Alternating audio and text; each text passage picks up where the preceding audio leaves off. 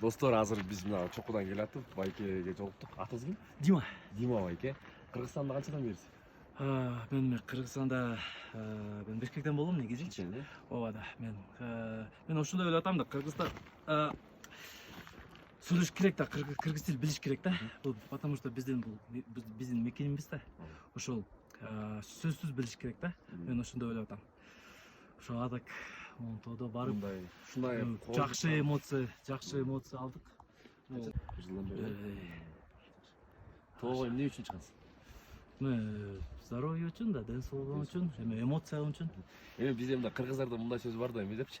Биз кыргызбыз, тоодо эле өскөн калкпыз деп ушундай айтып беребиз да, анткени бирок тоого чыкпайсыз ушундай жерлердечи. Бирок чет мамлекеттен келген, буякта туристтердин баарын карасаңыз, бүт орустар, башка жактан келген. Ооба да, башка өлкөдөн келген балдар бүт бар да. Кыргыздар көп келбейт да, мисалы бизди көрүп таң калып. Сиз чакыра кетпейсизби ошо кыргыз туристтерин ушундай тоого барып? Ооба. Чакырасыз. Сизге дагы. Мен жаңы ачтым деле. Чоң рахмат. Ийгилик. Рахмат.